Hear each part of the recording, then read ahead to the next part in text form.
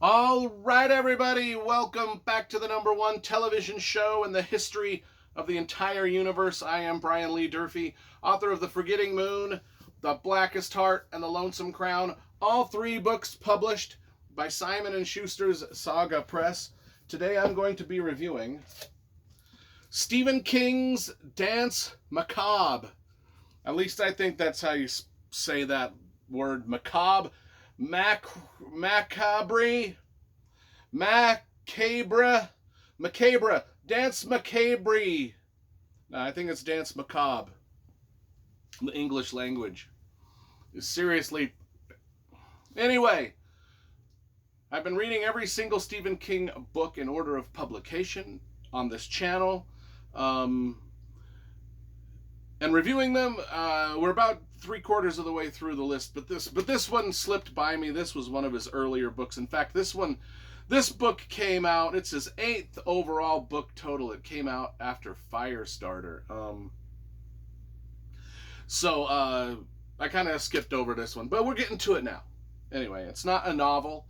It's more of an essay book. It's just a bunch of essays that Stephen King wrote on his love of the horror genre in general. We'll get into that. So, I love the title, even though I don't know how to pronounce it. I think that's a pretty cool title for even a horror novel. Maybe he should probably write a horror novel with that title. Anyway, the cover. It came out in 1981, like I said, a long time ago. And let's talk about the cover first, because I always love graphic design and cover illustration. This is pretty simple. I mean, there's not much you can say about this. It's just black and red and white. And a nice photo of the dude on the back. Anyway, there's a lot of photos on the inside, so if you ever get this book, there's just tons of different photos from different movies and different books and different posters and rock and roll album things and just different things that Stephen King had thrown in here. And we'll get into why a lot of these photos are in here in a minute.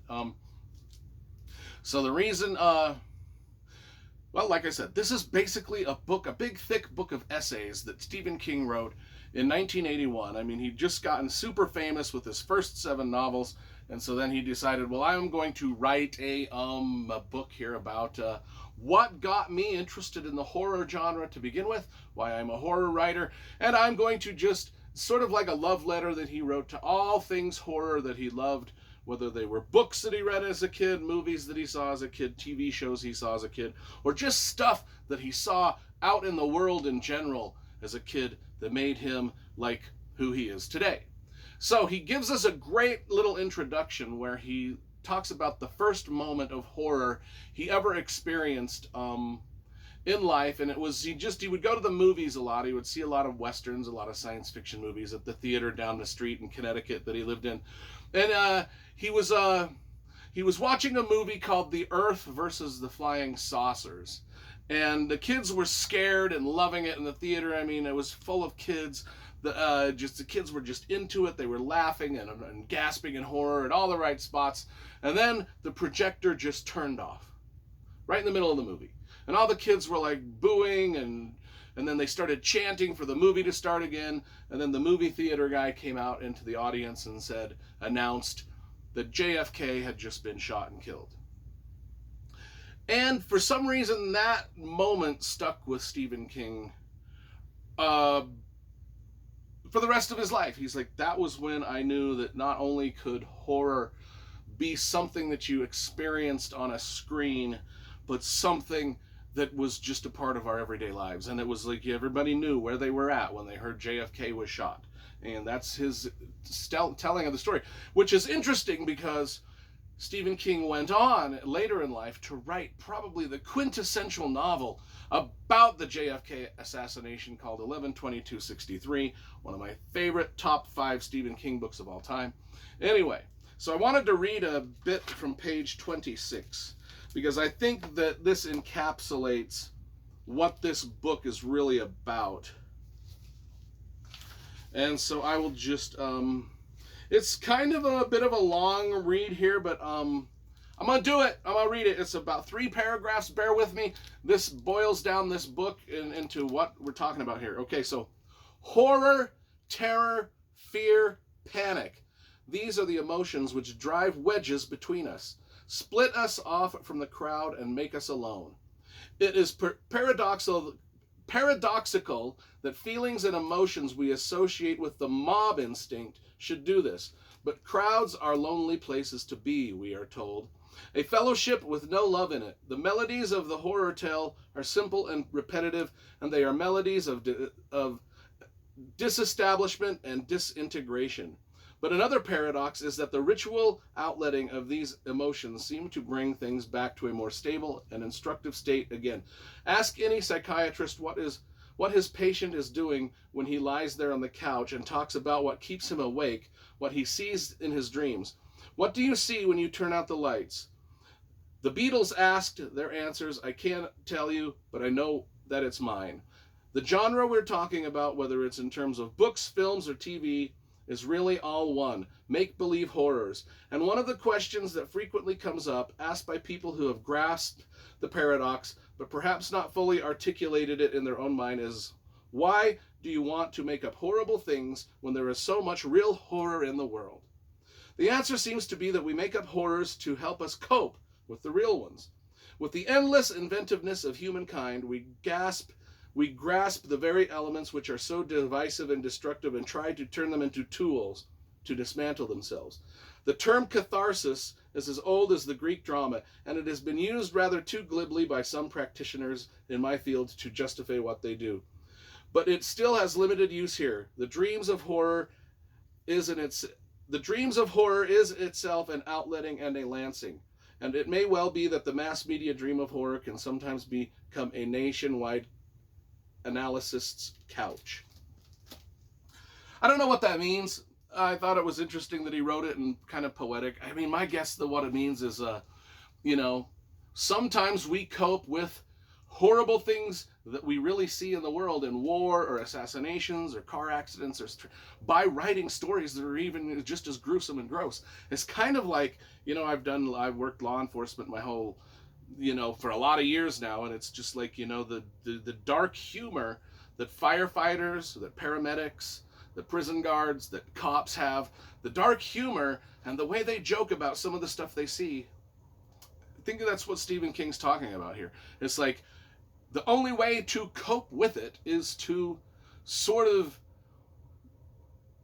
overdo it in your mind to a point of absurdity and even humor.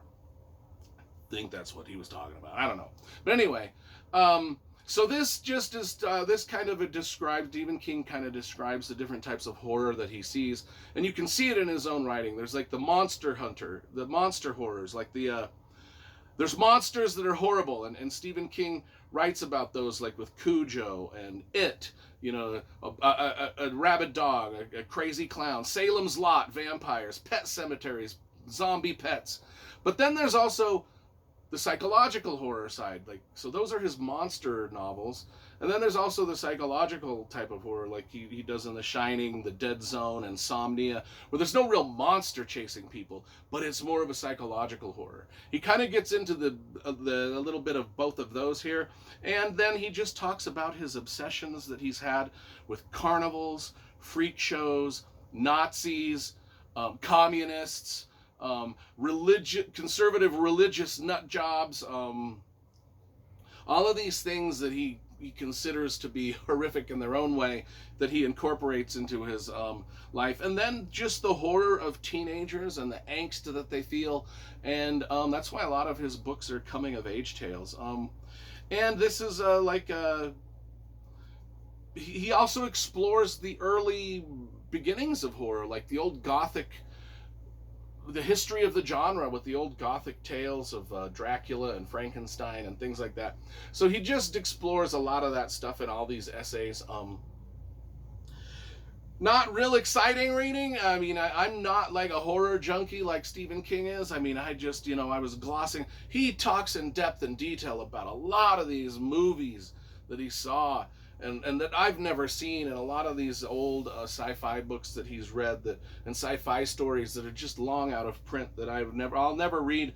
And so a lot of that stuff, my eyes were glazing over as I was read through it. I did enjoy the parts of the book where he talked about his own writing, his own books, his own stories. I did like the parts where he talked about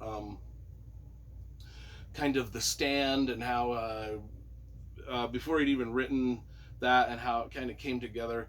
I did enjoy some of the his writing advice and philosophical musings on the horror genre, which I just talked about. Yeah, it's an average book.